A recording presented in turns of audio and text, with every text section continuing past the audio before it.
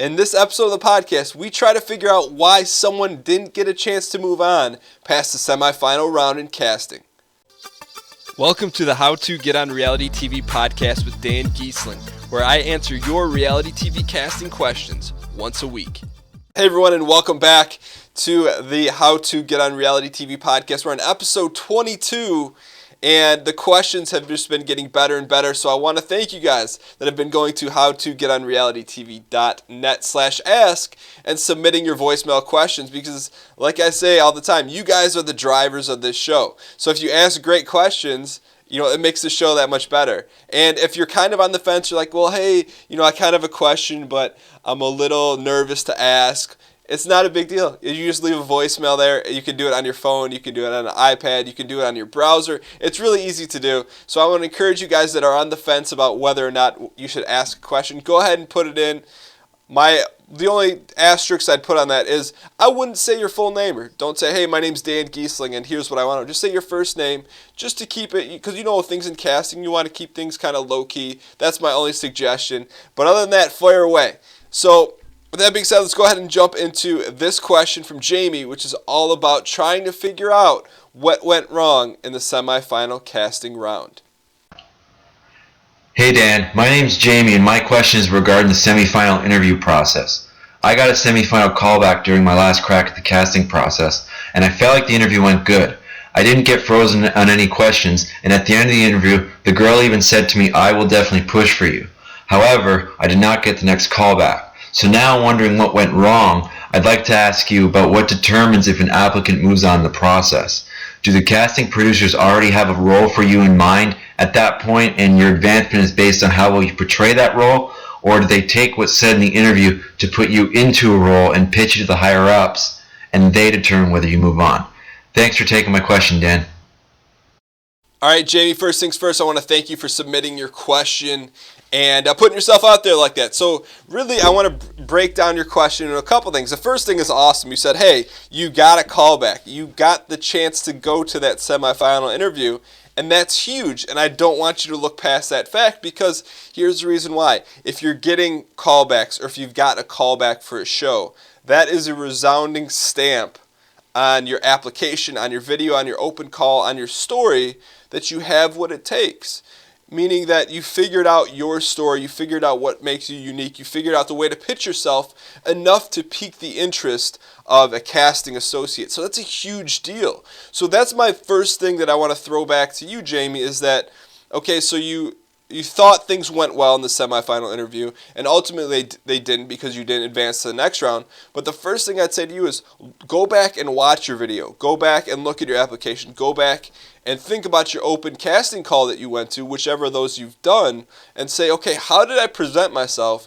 Because whatever I was doing, that's great, and I need to do more of that. So the one thing you need to understand is at this point, you don't need to reinvent the wheel. You're in a good position for the next season or the next show, or whatever you're ready for in the next step. So you're on to something good, which is really, that's the most difficult hurdle in the casting process, just getting that first callback. So you're in a great spot. The second thing you mentioned is you said that you didn't freeze. So you felt like you had a very natural second round interview, semifinal interview, next interview. And that's good, because a lot of times it's a lot easier to sit and talk to a camera and tell your story than it is to actually sit in front of a person who's sitting there analyzing you. And so if you feel like you did a good job, that's a good thing. The thing if you feel like, hey, I probably could have done better, what I would tell you to do is, okay, make sure that your energy level's up, make sure that you're smiling, make sure that you're engaged, make sure that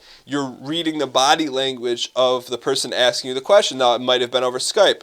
So when you're talking, you can tell when someone's a little more engaged than when they're not. And so there's a lot of little things like that you can pick up on during the semifinal interview. But that's kind of jumping way ahead, not really answering your question. So your big question is, okay, so Dan, why didn't I get a callback? And the answer to that question is, there's 1,001 answers to that. So let me just run down a few for you right now. One, there could have been a similar character, someone that was similar to you already in casting and already may have got tapped to move forward. The second thing is, you may not have fit in with what they were looking for that current season. If it's if they're looking for a specific type of person that fits within a cast twist, you may not have worked out, and that's something that's outside of your control. The third thing is that the casting associate may have liked you on video but didn't like you in person. That's really out of your control. The good thing about that is, though, if that was the case, if the casting director, the casting associate that interviewed you, chances are you may or may not even see that person again the next year. Maybe someone new, which you may say, hey, Dan, well, then you kind of lose your credibility, or you kind of lose that edge if it were the same person. But you could take a look at it the other way and say, well, look, if it's not the same person, you have to start with a fresh slate, and that could be a good thing.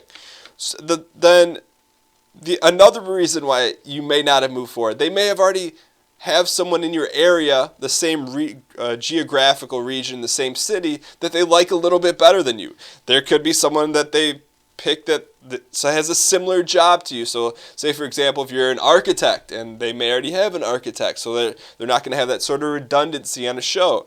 And then the other thing is that you may look like someone else that they liked, or that they maybe have slotted ahead of you. Bottom line is, there's 1,001 reasons why you're not going to get cast.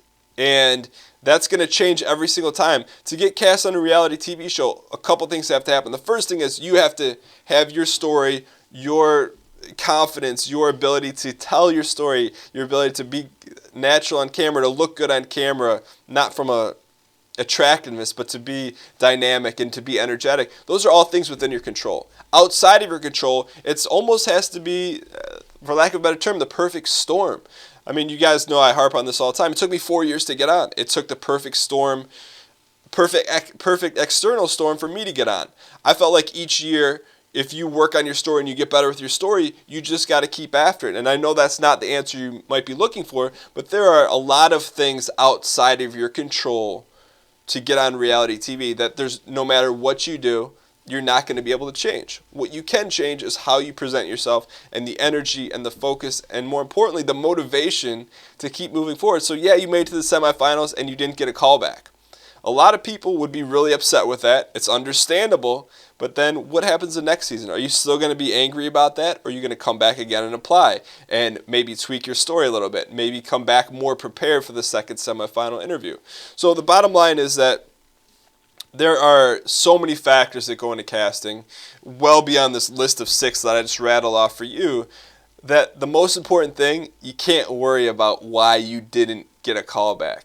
You can't worry about those external factors as to why didn't they like me this season? You know what? Maybe when you see the cast come out, you'll understand why. And then you'll be like, wow, I was really upset for a long time, but boom, I can see why that happened to me, when they had an All-Stars cast. So you don't know the external factors. So bottom line, what I'm trying to say is, control what you can control, put yourself in the best possible position, and most importantly, don't stop applying.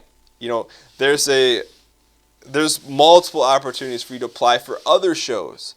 And I know you may say, well, Dan, I don't want to go on those other shows, but you're going to get better and better at the casting process. You're going to refine your story. You're going to feel more natural in front of the camera. And so I'd encourage you to do that. So Jamie, thanks for the question. And if you don't have an idea about, where can I find other shows to get cast to, I'd encourage you to join the email list. You can join the email list at howtogetonrealitytv.net/calls, because every 2 weeks I send out 3 casting calls that you can go and apply to, whether it's sending in a video or a local casting call, just to get yourself familiar with that. But Jamie, I want to thank you for your question and putting yourself out there, and just want to let you know, man, you're on the way, because like I said, if you get that first call and you get to that semifinal interview, you should look at that as validation that, all right, I'm on the right track, and don't look at it as like, oh, they don't want me. But I hope this helps you out. I hope this encourages you. I hope this helps you push forward to try out for the show that you want to get on next year. But thanks for your question, Jamie. All right, and that wraps up another episode of the How to Get on Reality TV podcast. Like I told Jamie, if you haven't had a chance to join the email list, I would encourage you to do so. I promise you, you're not going to get any spam. I send out an email update when the podcast is released, and I also send out an email regarding casting calls that may be of interest to you, as well as there's some other things that you're going to find in the email list that are going to be helpful to you that you may not find on the website or in the podcast. So you can join the email list by going to howtogetonrealitytv.net/calls to sign up for it, free of charge, no spam, promise. But yeah, I want to thank you guys that have been listening to the show.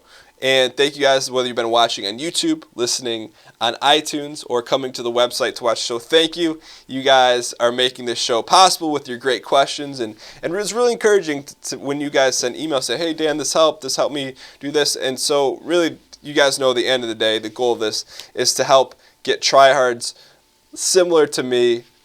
That sounds really kind of self-aggrandizing, but people that really want to be on reality TV, that are normal people, like you and me, to get on reality TV. And I hope this helps. And I just want to thank you for listening. And we'll be back next Monday with another great question from you guys, the listeners at home. I will see you guys then. Have a great week and keep on applying. Don't get down on yourselves. I'll see you next time.